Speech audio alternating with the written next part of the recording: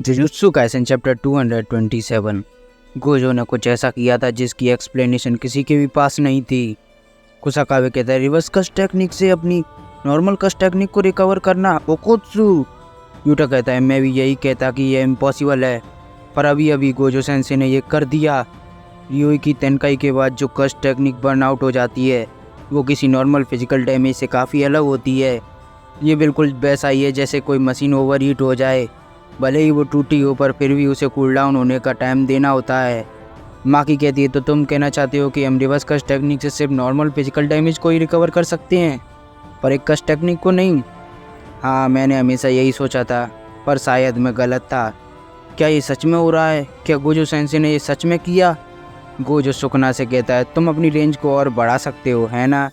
जैसे ही सुकना ने अपनी रेंज को अपने मैक्सिमम लेवल पे बढ़ाया, कुसाकावे कहता है क्या तुम पागल हो गए हो, तुम क्या सोच रहे हो? उसी टाइम गोजो सातोरू ने वापस अपना डोमेन कास्ट किया, इनफाइनाइट वॉइड। इनो कहता है क्या वो फिर से वैसा ही करना चाहता है? शोको कहती है नहीं, वो ऐसा नहीं है। मेमे कहती है अच्छा तो उसने यह किया। निशिमिया कहती है अब की बार उसका डोमेन नहीं टूट रहा। युग्रोमा कहता है उसने अपने डोमेन को इंटरनल और एक्सटर्नल कंडीशंस को स्विच कर दिया। अकारी कहता है इसका मतलब ये बैरियर। यूजी कहता है हाँ, ये बाहर के हमलों को सेंड कर सकता है। कुसाकावे कहता है वैसे ये थोड़ा अजीब सा लगता है कि वे अपने डोमेन की कंडीशन को इतनी आसानी से बदल सकता है।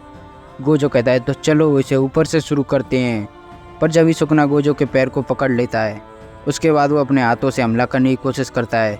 वो गोजो को टच कर पा रहा था, इसका मतलब वो एम्पलीफिकेशन का इस्तेमाल कर रहा था। गोजो सोचता है क्या तुम सीरियस हो?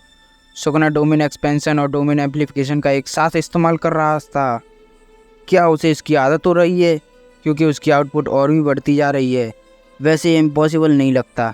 डोमेन एम्पलीफिकेशन का इस्तेमाल करते वक्त तुम अपनी नेटिव कस्ट टेक्निक का इस्तेमाल नहीं कर सकते, पर यह सुकना का डोमेन अपनी कस्ट टेक्निक का इस्तेमाल कर रहा था, इसीलिए हो सकता है। गोजो सुकना को पंच मारने की कोशिश करता है। गोजो सोचता है चलो भी क्या ही फर्क पड़ता है। जब ही गोजो को कुछ समझ में आता है क्या मेरे डोमेन के अंदर उसने अपने स्योरेट इफेक्ट को बंद कर दिया। सुकना को केंजाकू की बात याद आती है, जिन लोगों पर इनफाइनाइट वॉइड का इफेक्ट नहीं हो करता वो है सातोरू गोजो और जिसे उसने टच किया हो। यहाँ पर यह हो रहा था कि सुकना को गोजो को टच करना था, इसीलिए अगर अब सुकना उसे स्लैश करता तो वो स्लैश खुद सुकना को भी लगते, इसीलिए उसने अपने डोमेन के स्योरेट इफेक्ट को बंद कर दिया था। सातोरू गोजो के डोमेन को तोड़ने के लिए सुकना ने अपने बाहर की रेंज को बढ़ा दिया और एक बाइंडिंग वॉल का इस्तेमाल करके उसने गोजो के डोमेन के अंदर स्योरेट इफेक्ट को ख़त्म कर दिया, जिससे उसके बाहर के अटैक और भी पावरफुल हो गए और वो सातोरू गोजो को टच करके इनफाइनाइट वॉइड से बच रहा था। एक और बार गोजो सातोरू का डोमेन टूट गया। सुकना कहता है तुम तो ऊपर से शुरू करने वाले थे, है ना? वापिस गोजो को लगातार स्लैश अटैक लग रहे थे। यूजी कहता है पर क्यों? कुसाकावे कहता है लगता है सुकना ने अपने डोमेन की कंडीशन को बदल दिया। जब इकाशिमो कहता है ओए, अगर वो मरा तो उसके बाद मैं जाऊंगा और मुझे रोकने की कोशिश मत करना। पर सुकना हैरान था क्योंकि गोजो को ज़्यादा कट नहीं लग रहे थे। गोजो कहता है मैंने इसे तब सीखा था जब मैं एक बच्चा था, पर अपने डोमेन को मास्टर करने के बाद मैंने इसका इस्तेमाल नहीं किया, पर ये ज़्यादा बुरा नहीं है ना?